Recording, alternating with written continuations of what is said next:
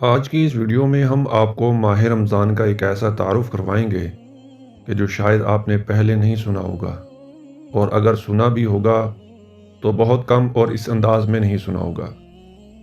اور اس کے ساتھ ساتھ آپ کو ان سوالات کے جوابات بھی دیں گے کہ رمضان کا معنی و مفہوم کیا ہے، رمضان کو رمضان کیوں کہا جاتا ہے، رمضان کی تاریخ کیا ہے، یعنی پہلی امتوں پر روزے کتنے فرض تھے، ان کی سحری اور افطاری کا کیا طریقہ تھا، روزے کب فرض کیے گئے تھے، رمضان المبارک میں پیش آنے والے اہم ترین اسلامی واقعات کون کون سے ہیں۔ تو انشاءاللہ العزیز آج کی اس ویڈیو میں ان تمام سوالات کے جوابات بھی آپ کو دیے جائیں گے۔ تو یہ ویڈیو بھی علم کا خزانہ ہے جسے یقیناً خوش قسمت انسان ہی حاصل کر پائے گا۔ اگر آپ کو رمضان المبارک کی آمد پر خوشی ہے تو یہ ویڈیو مکمل ضرور دیکھ لیں، آپ کو بہت فائدہ ہوگا انشاءاللہ۔ تو چلیے ویڈیو شروع کرتے ہیں۔ بسم اللہ الرحمن الرحیم۔ معزز ناظرین و سامعین، ہماری ویڈیو کا پہلا سوال ہے کہ ماہ رمضان کا تعارف کیا ہے۔ رمضان اسلامی مہینوں میں سے 9واں مہینہ ہے۔ اسلامی مہینوں میں ماہ رمضان کو بہت زیادہ فضیلت و اہمیت حاصل ہے۔ یہ بابرکت اور عظیم مہینہ ہے۔ یہ ہمدردی، غمخواری و غمساری کا مہینہ ہے۔ یہ عظمت و سعادت کا مہینہ ہے۔ یہ اللہ کے قرب کا مہینہ ہے اور نیکیوں کے سیزن کا مہینہ ہے۔ یہ رحمتوں، سعادتوں اور گناہوں کی معافی کا مہینہ ہے۔ یہ جنت میں داخلے اور جہنم سے آزادی کا مہینہ ہے۔ الغرض یہ کہ رمضان المبارک ایک ایسا مہینہ ہے کہ اس جیسی عظمت و فضیلت و بلندی اور رفعت اللہ پاک نے کسی اور مہینے کو عطا نہیں فرمائی۔ رمضان کا معنی مفہوم کیا ہے؟ علامہ راغب اصفہانی رحمۃ اللہ علیہ نے لکھا ہے کہ رمضان رامازون سے نکلا ہوا ہے۔ اس کے معنی ہے سورج کی سخت تپش۔ علامہ عبید اللہ رحمانی رحمۃ اللہ علیہ لکھتے ہیں کہ رمضان رمضان سے ماخوذ ہے، جس کا معنی ہے گرمی کی تیزی۔ ان دونوں شیوخ کے کلام سے یہ معلوم ہوا کہ رمضان کا معنی و مفہوم گرمی کی تیزی یا گرمی کی جلن اور تپش ہے۔ اب چلیے اگلے سوال کے جواب کی طرف کہ رمضان کو آخر رمضان کیوں کہا جاتا ہے۔ ماہ رمضان کی وجہ و تسمیہ کے متعلق مفسرین اور شارحین حضرات نے 2-3 وجوہات نقل کی ہیں۔ مرآت المفاتیح کے مصنف علامہ ابن قاسم رحمۃ اللہ علیہ لکھتے ہیں کہ ماہ رمضان کو رمضان اس لیے کہتے ہیں کہ اس مہینے میں روزے دار بھوک پیاس کی گرمی سے جلتے ہیں اور بھوک کی شدت و تکلیف برداشت کرتے ہیں۔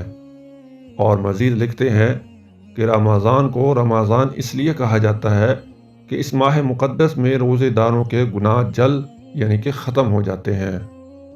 اور شیخ پیر عبد القادر جیلانی رحمۃ اللہ علیہ ارشاد فرماتے ہیں کہ اس کا نام رمضان اس لیے رکھا گیا کیونکہ یہ گناہوں کو جلا دیتا ہے، یعنی اللہ تبارک و تعالی رمضان کی برکت سے روزے رکھنے والے کے گناہوں کو معاف فرما دیتے ہیں۔ مرآت المفاتیح کے مصنف ایک مقام پر یہ بھی لکھتے ہیں کہ ماہ رمضان کو رمضان اس لیے کہا جاتا ہے کہ یہ شدید گرم زمانے میں واقع ہوا۔ وہ اس طرح کہ جب عرب نے مہینوں کے ناموں کو قدیم لغت سے نقل کیا تو انہوں نے اس مہینوں کو ایسے زمانے سے موسوم کیا کہ جس میں یہ واقع ہوا۔ چونکہ یہ مہینہ سخت گرمی کے ایام میں واقع ہوا لہٰذا اس کا نام رمضان پڑ گیا۔ ان کی اس عبارت سے یہ معلوم ہوتا ہے کہ رمضان کو رمضان اس لیے کہا جاتا ہے کہ جس وقت اس کی فرضیت ہوئی اس وقت عرب کے اندر شدید گرمی ہوا کرتی تھی، یا دوسرا معنی یہ بھی ہے کہ جب مہینوں کے نام رکھے گئے تو جب رمضان کا نام رکھا گیا تو اس وقت شدید گرمی تھی جس کی وجہ سے اس کا نام رمضان پڑ گیا۔ تو معزز ناظرین و سامعین، اب ہم چلتے ہیں ایک اہم اور معلوماتی سوال کی طرف کہ رمضان کی تاریخ کیا ہے۔ رمضان کی بڑی ہی دلچسپ اور معلوماتی تاریخ ہے جسے سن کر انشاءاللہ العزیز آپ کے علم میں اضافہ ہوگا۔ رمضان کی تاریخ یعنی پہلی امتوں پر روزے کتنے فرض تھے، ان کی سحری اور افطاری کا کیا طریقہ تھا۔ تو معزز ناظرین، ابتدائے اسلام میں فرضیت روزہ کی صورت یہ تھی کہ جب کوئی نماز عشاء ادا کر لیتا اور پھر سو جاتا تو اس پر کھانا پینا اور عورتوں سے ہم بستری کرنا حرام ہو جاتا تھا، یعنی کہ اس کا روزہ شروع ہو جاتا تھا۔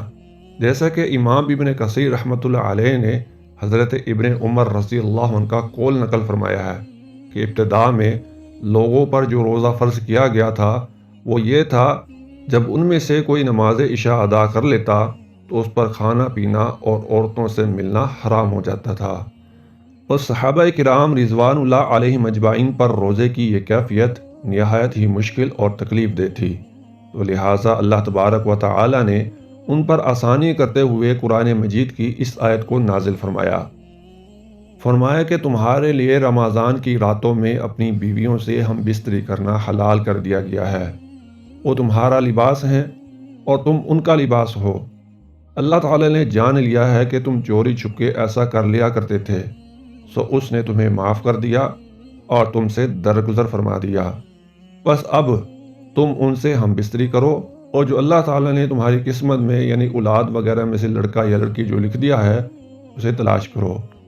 جب یہ آیت نازل ہوئی تو صحابہ کرام رضوان اللہ علیہم اجمعین بہت خوش ہوئے، جیسا کہ صحیح بخاری میں حضرت برا بن عازب رضی اللہ تعالیٰ عنہ سے مروی ہے کہ نبی کریم صلی اللہ علیہ وسلم کے صحابہ رضوان اللہ علیہم اجمعین جب روزہ دار ہوتے اور افطار کا وقت آتا تو کوئی روزہ دار اگر افطار سے پہلے سو جاتا تو پھر اس رات اور اگلے آنے والے دن میں بھی انہیں کھانے پینے کی اجازت نہیں تھی، یہاں تک کہ پھر شام ہو جاتی۔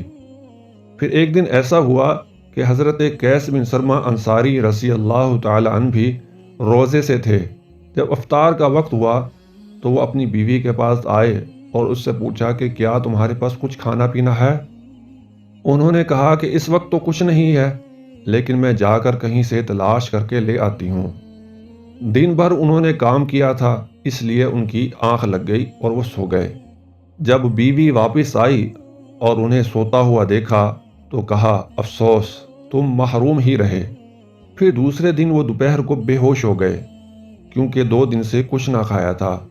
جب اس بات کا ذکر رسول اللہ صلی اللہ علیہ وسلم سے کیا گیا تو سورہ بقرہ کی آیت نمبر 187 نازل ہوئی، تمہارے لیے روزے کی رات اپنی عورتوں سے صحبت کرنا حلال کر دیا گیا ہے، وہ تمہارے لیے لباس ہیں اور تم ان کے لیے لباس ہو۔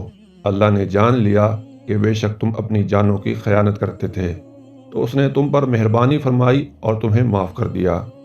تو اب تم ان سے مباشرت کرو اور طلب کرو جو اللہ تعالیٰ نے تمہارے لیے لکھا ہے، اور کھاؤ اور پیو یہاں تک کہ تمہارے لیے سیاہ دھاگے سے سفید دھاگا فجر کا خوب ظاہر ہو جائے۔ پھر روزے کو رات تک پورا کرو اور ان سے مباشرت مت کرو جبکہ تم مسجدوں میں معتکف ہو، اعتکاف کی حالت میں ہو۔ یہ اللہ کی حدیں ہیں، سو ان کے قریب نہ جاؤ۔ اسی طرح اللہ اپنی آیات لوگوں کے لیے کھول کر بیان کرتا ہے تاکہ وہ بچ جائیں۔ حضرت ابن عباس رضی اللہ تعالیٰ فرماتے ہیں کہ ماہ رمضان میں جب مسلمان نماز عشاء ادا کر لیتے تو عورتیں اور کھانا ان پر اگلے دن تک حرام ہو جاتا تھا۔ پھر حرمت کے باوجود کچھ مسلمان عشاء کے بعد ماہ رمضان میں عورتوں سے ہم بستری اور کھانے کے معاملے میں خیانت کر بیٹھے، غلطی کر بیٹھے۔ تو لوگوں نے جب رسول اللہ صلی اللہ علیہ وسلم سے یہ شکایت کی تو اللہ تبارک و تعالیٰ نے یہ آیت نازل فرمائی کہ اللہ تعالیٰ نے جان لیا ہے کہ تم چوری چھپ کے ایسا کرتے ہو۔ اللہ تعالیٰ نے قرآن مجید میں یہ بھی فرمایا کہ روزے تم سے پہلی امتوں پر بھی فرض کیے گئے تھے۔ اب سوال یہ پیدا ہوتا ہے کہ پہلی امتوں پر کتنے روزے فرض تھے یا اس سے پہلے کتنے روزے فرض تھے؟ تو تفسیر ابن کثیر میں آتا ہے کہ پہلے ہر مہینے میں 3 روزوں کا حکم تھا، پھر رمضان کے روزوں کا حکم نازل ہوا اور پہلا یہ 3 دن والا حکم منسوخ ہو گیا۔ سیدنا معاذ رضی اللہ تعالی عنہ، سیدنا ابن مسعود رضی اللہ تعالی عنہ، سیدنا ابن عباس رضی اللہ تعالی عنہ، عطا، قتادہ، ضحاک رحمۃ اللہ علیہم کا فرمان ہے کہ نوح علیہ السلام کے زمانے سے ہر مہینے میں 3 روزوں کا حکم تھا جو نبی کریم صلی اللہ علیہ وسلم کی امت کے لیے بدلا، اور ان پر اس مبارک مہینے کے روزے فرض ہوئے۔ حسن بصری رحمۃ اللہ علیہ فرماتے ہیں کہ اگلی امتوں پر بھی 1 مہینے کے کامل روزے فرض تھے۔ اور اسی طرح تفسیر ابن کثیر میں امام ابن کثیر رحمۃ اللہ علیہ لکھتے ہیں کہ جب نبی کریم صلی اللہ علیہ وسلم مدینہ میں آئے تو ہر مہینہ میں 3 روزے رکھتے تھے اور عاشورہ کا روزہ رکھا کرتے تھے۔ پھر اللہ تبارک و تعالیٰ نے یہ آیت نازل فرمائی، اے ایمان والو، تم پر روزے رکھنا فرض کیا گیا ہے جس طرح تم سے پہلے لوگوں پر فرض کیا گیا تھا، تاکہ تم تقوی اختیار کرو۔ اور اس طرح رمضان کے روزے پورے مہینے کے فرض کر دیے گئے۔ اور اسی طرح شروع میں یہ حکم بھی تھا کہ جو چاہے روزے رکھے اور جو چاہے نہ رکھے اور فدیہ دے دے، یعنی اس وقت روزے فرض نہیں تھے، فدیہ دے کر روزے کو چھوڑا جا سکتا تھا۔ لیکن بعد میں پھر یہ آیت نازل ہوئی، بس جو شخص مقیم ہو، مسافر نہ ہو، تندرست ہو، بیمار نہ ہو، اس پر روزہ رکھنا ضروری کر دیا گیا ہے۔ ہاں، بیمار اور مسافر کے لیے رخصت ملی، اور ایسا انتہائی بوڑھا شخص جو روزے کی بالکل طاقت ہی نہ رکھتا ہو، اسے بھی روزہ چھوڑ دینے کی رخصت دے دی گئی۔ جیسا کہ صحیح البخاری میں ایک حدیث آتی ہے، حضرت امی عائشہ صدیقہ رضی اللہ تعالی عنہا بیان کرتی ہیں کہ قریش عاشورہ 10 محرم کا روزہ رکھتے تھے اور نبی صلی اللہ علیہ وسلم بھی رکھتے تھے۔ جب مدینہ میں آئے تو اس دن کا روزہ رکھا اور اس کے رکھنے کا آپ نے حکم بھی دیا، لیکن پھر جب رمضان کے روزوں کا حکم نازل ہوا تو رمضان کے روزے فرض ہو گئے اور عاشورہ کا روزہ ترک ہو گیا۔ پھر جو چاہتا عاشورہ کا روزہ رکھ لیتا اور جو چاہتا نہ رکھتا تھا۔ اب سوال یہ ہے کہ روزے کب فرض ہوئے؟ تو معزز ناظرین، روزے کی فرضیت 2 ہجری میں نازل ہوئی۔ معزز ناظرین و سامعین، یہ تھا پہلے کی امتوں اور ابتدائی اسلام میں روزے کا طریقہ۔ اب ہم آخر میں آپ کے سامنے رمضان میں پیش آنے والے اہم ترین چند اسلامی واقعات کو ضمناً بیان کریں گے۔ اس سے پہلے کہ میں وہ واقعات بیان کروں، آپ سے یہ گزارش ہے کہ کمنٹ سیکشن میں اپنی قیمتی رائے کا اظہار ضرور فرمایا کریں۔ آپ کے کمنٹ سے ہمیں آگے بڑھنے میں مدد ملتی ہے۔ تو چلیے ویڈیو میں آگے بڑھتے ہیں۔ 21 رمضان المبارک بروز پیر رسول اللہ صلی اللہ علیہ وسلم کی پیدائش سے تقریباً 40.5 سال بعد پہلی وحی نازل ہوئی۔ اس وقت آپ صلی اللہ علیہ وسلم غار حرا میں عبادت میں مشغول تھے۔ نمبر 2، ہجرت سے 3 سال پہلے 10 نبوی رمضان المبارک کا مہینہ، جس میں حضرت خدیجہ رضی اللہ تعالی عنہا کی وفات ہوئی۔ اس وقت ان کی عمر 65 سال اور رسول اللہ صلی اللہ علیہ وسلم کی عمر مبارک 50 سال تھی۔ اور اسی سال آپ صلی اللہ علیہ وسلم کے چچا ابو طالب کی وفات بھی ہوئی، اور اس سال کو عام الحزن کہا جاتا ہے۔ نمبر 3، سن ہجری کے 3 سال رمضان کے مہینے میں نواز رسول صلی اللہ علیہ وسلم نوجوانان جنت کے سردار حضرت حسن بن علی رضی اللہ تعالی عنہما پیدا ہوئے تھے۔ نمبر 4، ماہ رمضان 11 ہجری بمطابق نومبر 632 کو نبی کائنات صلی اللہ علیہ وسلم کی صاحبزادی سیدہ فاطمہ الزہرا رضی اللہ تعالی عنہا کی وفات ہوئی۔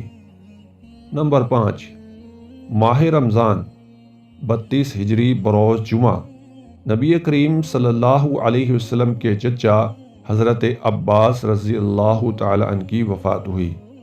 آپ کا جنازہ حضرت عثمان رضی اللہ تعالیٰ نے پڑھایا اور آپ کے بیٹے حضرت عبداللہ نے آپ کو قبر میں اتارا۔ نمبر 6، ماہ رمضان 50 ہجری نبی کریم صلی اللہ علیہ وسلم کی 9ویں بیوی حضرت صفیہ رضی اللہ تعالی عنہا کی وفات ہوئی۔ نمبر 7، رمضان مبارک کا مہینہ 51 ہجری میں صدیقہ کائنات ام المؤمنین حضرت امی عائشہ رضی اللہ تعالی عنہا کی وفات ہوئی اور آپ جنت البقیع میں مدفون ہوئیں۔ نمبر 8، 16 رمضان 1334 ہجری بمطابق 18 جولائی 1916 بعد نماز عصر فضیلت الشیخ استاد العلماء حافظ عبد المنان وزیر آبادی اس دنیا فانی سے رخصت ہوئے تھے۔ آپ دین کے بہت بڑے عالم اور دائی تھے اور اللہ کا بہت زیادہ خوف رکھنے والے عالم دین تھے۔ معزز ناظرین و سامعین، یقیناً آج کی یہ ویڈیو کافی علمی و تحقیقی ہونے کے ساتھ ساتھ تربیتی بھی تھی، جو آپ کو بھی ضرور پسند آئی ہوگی۔ اگر ویڈیو پسند آئی ہے تو ویڈیو کو لائک اور شیئر ضرور کریں، کیونکہ ایسی علمی ویڈیو بنانے میں کافی محنت اور وقت لگتا ہے۔ کئی کتابوں کا مطالعہ کرنا پڑتا ہے، اس کے بعد جا کے ایک جگہ پہ جمع کر کے یہ ویڈیو بنائی جاتی ہے۔ تو دین کے اس عظیم کام کو آگے بڑھانے میں ہمیں آپ کی مدد کی اشد ضرورت ہے۔ تو پلیز ہمارے یوٹیوب چینل بامقصد کہانیاں ضرور سبسکرائب کریں اور بیل کے بٹن کو دبانا مت بھولیں، اور کمنٹ میں اپنا فیڈ بیک ضرور دیا کریں۔ اگر ویڈیو پہ کمی ہو تو وہ بتائیں، اگر اللہ کی طرف سے کوئی خوبی ہے تو اس سے بھی ہمیں آگاہ فرمائیں، تاکہ ہمارے حوصلے بلند ہو سکیں اور ہم اسی طرح دین کے کام کو آگے لے کر چلتے رہیں۔ اللہ تعالیٰ سے دعا ہے کہ اللہ تعالیٰ ہم سب کو رمضان تک زندہ رکھے اور رمضان کی زیادہ سے زیادہ سعادتوں کو سمیٹنے کی توفیق نصیب فرمائے۔ آمین ثم آمین۔ تو ملیں گے اگلی ایک اور ویڈیو میں، تب تک کے لیے اجازت دیجیے۔ اپنا بہت سا خیال رکھیے، ہمیں بھی اپنی دعاؤں میں یاد رکھیے۔ فی امان اللہ۔ السلام علیکم ورحمۃ اللہ وبرکاتہ۔